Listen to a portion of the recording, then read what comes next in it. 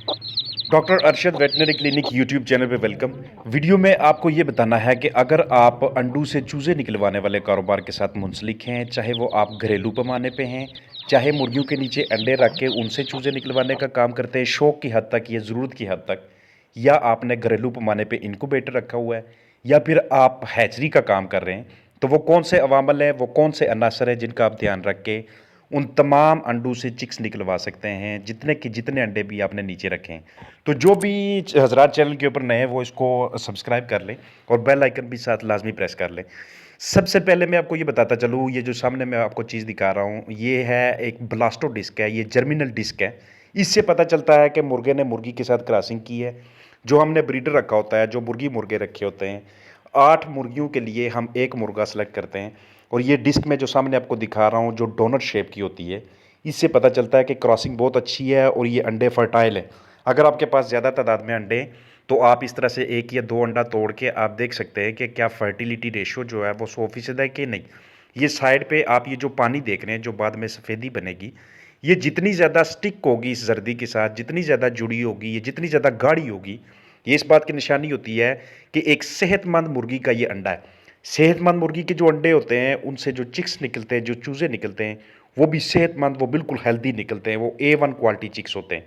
हमेशा याद रखना है कि जो आपने अंडे सेलेक्ट करने हैं वो अंडा ना तो टूटा होना चाहिए, ना ही उसकी शेप ख़राब होनी चाहिए, ना वो लंबूतरा होना चाहिए, ना उसके ऊपर ज़्यादा बैक्टीरियल कंटेमिनेशन यानी कि बहुत ज़्यादा गंदगी होनी चाहिए, ना ही वो खून वाला होना चाहिए। ये मैं आपको दिखा रहा हूँ कि कैसे टेम्परेचर की वेरिएशन कर करके फिर हम इसको हैचेबिलिटी को 100% लेते हैं। सबसे पहले अंडे की बात करें कि ये जो अंडे का निचला हिस्सा होता है, ये जो इसकी नोक होती है, ये हमेशा हमने नीचे की जानब रखनी होती है, और जो उसका मोटा हिस्सा होता है ये हमने ऊपर की जानब रखना होता है। ये काम तब से ही शुरू करना है जब आपने अंडे उठा लेने हैं। मुर्गी जब अंडा देती है तो उसका टेम्परेचर 40 से 41 डिग्री के दरमियान होता है। तो उस वक्त आप अंडा उठा के एकदम उसको ऐसी जगह पे ना रखें कि जहाँ पे दर्जा हरारत 18, 20, 22 या 25 हो। ऐसी जगह पे आप रखें कि जहाँ पे दर्जा हरारत कम से कम 34-35 डिग्री हो। ये भी आपको सफाई का अमल दिखा रहा हूँ कि सफाई आपने इसको ना तो आपने धोना है, ना इसके ऊपर रेगमार मारना है, इसके ऊपर आपने ब्लेड से सफाई करनी है। ये जो अंडे की जो छिलका होता है ना, ये इसके बाहर एक जो तह होती है, उसको आपने ज़ख्मी बिल्कुल नहीं करना किसी चीज़ के साथ। इंतहाई पोलाइटली बड़े ही आराम के साथ इसकी सफाई करनी है। ऊपर से बिट्ठें उतारनी है आपने, दाग अगर लगे हुए तो वो आप उतार नहीं सकते। तो जो अंडा भी आप सेलेक्ट करें जिनसे आपने चिक्स निकलवाना है, वजन कर लें उनका। वो अंडे कम अज़ कम 48 ग्राम का होना चाहिए। 48 से 50 ग्राम से कम का अंडा मत लगाएं, नहीं तो उससे जो चूज़ा निकलेगा वो बाद में सर्वाइवल नहीं करेगा, या फिर उसमें से चूज़ा ही नहीं निकलेगा और आपने कहना कि हमारी हैचेबिलिटी नहीं ठीक आई। ये जो छोटा एंड होता है इसको नीचे इसलिए रखते हैं कि अगर ये छोटा एंड या टिप हम ऊपर रखें, मोटा हिस्सा नीचे रखें, तो वो बिल्कुल ऐसा है जैसे किसी बंदे को पकड़ के उल्टा लटकाया हो। तो इस तरह के अंडों के साथ या तो चूज़े नहीं निकलते, या फिर निकलेंगे तो वो लंगड़े होंगे। ये मैंने साइड पे एक लाइन लगा के आपको ये बताने की कोशिश की है कि ये लाइन वहाँ पे लगा के रख लें अगर आपने मुर्गी के नीचे रखे हुए, क्योंकि बाकायदा टर्निंग होती है। तो मैं बात कर रहा था टेम्परेचर की, दर्जा हरारत की। जब मुर्गी अंडा देती है 40 से 41 के दरमियान टेम्परेचर होता है, उसके बाद आप अंडे को उस टेम्परेचर पे स्टोर करें कि जो कि कम अज़ कम 34-35 डिग्री सेल्सियस हो। फिर उस वहाँ पे 5 से 6 घंटे गुजारने के बाद आप उसको 27 से 28 डिग्री सेंटीग्रेड पे स्टोर करें। वहाँ पे 2 से 3 घंटे स्टे करने के बाद उसको कम से कम 20-22 पे लेके आएँ। और अब अगर आपने अंडा इनक्यूबेटर में लगाना है तो उसको आप 18 से 20 के दरमियान स्टोर कर लें। यानी कि ये सारा सफ़र जो 40-41 से 18 से 20 के दरमियान आता है, इसमें कम से कम 12 से 14 घंटे लगने चाहिए। अचानक आपने मुर्गी के नीचे से अंडा उठा के अगर किसी ऐसी जगह पे रख दिया कि जहाँ पे दर्जा हरारत 18 से 20 या 21 था, तो इसके अंदर जो एम्ब्रियो होता है वो मर जाता है। इसके अंदर जो चिक बनने का अमल होता है वो उधर ही रुक जाता है इसका। और इस दौरान आप अगर वहाँ पे ह्यूमिडिटी जो नमी का तनासब होता है उसे अगर 65 से 75% के दरमियान रखने में कामयाब हो जाएँ तो आपको बहुत बेहतरीन हैचेबिलिटी हासिल होनी है। अगर आपने इंक्यूबेटर्स भी रखे हुए तो उनके अंदर भी एग टर्नर यानी ट्रेज मौजूद होनी चाहिए।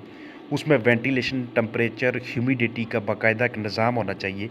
जो आप टेम्परेचर वहाँ पे मेंटेन रखते हैं वो 100.5 डिग्री फ़ारेनहाइट वहाँ पे आप मेंटेन रखते हैं। नमी का तनासब आगाज़ में 18 से 20 दिनों के लिए अगर आपका 65% तक भी चला जाता है तो कोई मसला नहीं, लेकिन आखिरी दिनों में आपने नमी को थोड़ा सा कम करना है। वहाँ पे नमी बरकरार रखने का फ़ायदा क्या होता है कि अंडे के अंदर से जो वाटर लॉस रेशो होती है, पानी के निकलने की जो रेशो होती है, वो इतनी ज़्यादा नहीं होती, वो कंट्रोल में रहती है।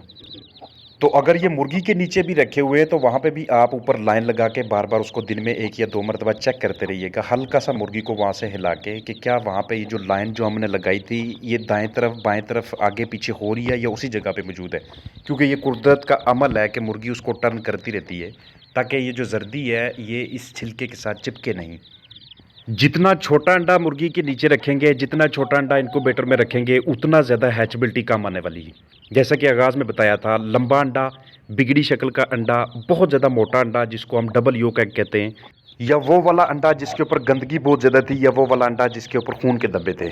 ये जैसे जैसे इसका इनक्यूबेशन का टाइम आगे गुजरता जाता है, 18वां दिन, 19वां, 20वां दिन, वैसे वैसे इससे जो वाटर लॉस होता है, पानी निकलने की रेशो ज़्यादा होने की वजह से जो अंडे की सरफेस होती है वहाँ के ऊपर नमी की तरह के कतरे हमें नज़र आते हैं। तो अगर खून लगा होगा तो उसके साथ पानी मिलने की वजह से सारे के सारे अंडे में कंटेमिनेशन आ जाएगी। अंडे के जो पोर्स होते हैं छिलके के, उसके अंदर से जरासीम अंदर घुस जाएंगे और अगर उसमें चिक बन भी रहा हुआ तो उसकी वहाँ पे मोर्टेलिटी हो जाएगी, वो उसकी वहाँ पे डेथ हो जाएगी। इसलिए हमेशा मायारी चूज़ा लेने के लिए जो चूज़ों की माएँ होती हैं, यानी कि जिनसे आपने अंडे लिए होते हैं, उनकी जो खुराक होती है, उनकी जो ग़िज़ा होती है, वो अपने मतवाज़न देना होती है। और जो मुर्गा आपने क्रॉसिंग के लिए रखा हुआ है, याद रखें कि अच्छी ग़िज़ा के साथ साथ उसको अपने विटामिन ई, सेलेनियम लाजमी देना है। क्योंकि बहुत ज़्यादा जो चिक मोर्टेलिटीज़ होती हैं, जो फर्टिलिटी कम हो जाती है कि हमारे अंडे फर्टाइल नहीं है।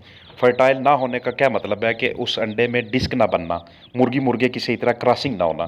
तो फर्टिलिटी के जो इश्यूज़ ज़्यादातर आते हैं वो विटामिन ई, सेलेनियम की कमी के भी आते हैं ग़िज़ा के साथ साथ। इसलिए मुर्गे को विटामिन ई, सेलेनियम का पानी लाजमी दिया करें। क्रॉसिंग का जो बेहतरीन टाइम होता है मुर्गी मुर्गे की क्रॉसिंग का, वो सुबह के वक्त होता है। सुबह जब हल्की हल्की सी रोशनी फैल रही हो, उस वक्त अगर आप लाइट ऑन करके खुराक डालने से पहले उन्हें 15 से 20 मिनट दे दें तो ये बेहतरीन क्रॉसिंग होती है। अगर आपके बहुत ज़्यादा मुर्गियाँ हैं, बहुत ज़्यादा मुर्गे हैं, थोड़ा सा बड़े पैमाने पे आपका काम है, तो 1 मिनट में एक तरफ आपने देखना है। 1 मिनट के अंदर आपको 3 केसेस अगर क्रॉसिंग के नज़र आते हैं मुर्गी मुर्गे के, तो इसका मतलब ये होता है कि आपकी जो फर्टिलिटी होगी वो 100% होगी। आगे डिपेंड करता है कि आप इनक्यूबेटर के अंदर कंडीशंस किस तरह की रखते हैं, मुर्गी के नीचे सूरत हाल किस तरह की रखते हैं, ताकि हैचबिलिटी भी बेहतरीन आए। तो ये मेरी आज की वीडियो में कोशिश थी कि मैं आपको बता सकूं कि अगर आप इस कारोबार के साथ जुड़े हुए हैं तो आपने किन किन बातों का ध्यान रखना है। इसकी तफसील में जाएं, इसके बारे में मज़ीद बताना शुरू करें तो वो 1.5 घंटे की वीडियो भी ना काफ़ी होगी। मैं इसको समराइज़ करने की कोशिश कर रहा हूँ, मैं इसको कम से कम रखने की कोशिश कर रहा हूँ ताकि मोटी से मोटी बातें बता के आपको मैं समझाने की कोशिश कर सकूँ कि किन किन चीज़ों का आपने ध्यान रखना है और किस तरह से इस कारोबार से, इस काम से आप मुस्तफ़ीद हो सकते हैं, इससे आप फ़ायदा उठा सकते हैं। अगर आपका इस हवाले से किसी भी किस्म का कोई सवाल होता है तो वो आप कमेंट सेक्शन में लाजमी पूछिएगा। मैं भरपूर कोशिश करूँगा कि मैं वहाँ पे आपकी रहनुमाई कर सकूँ।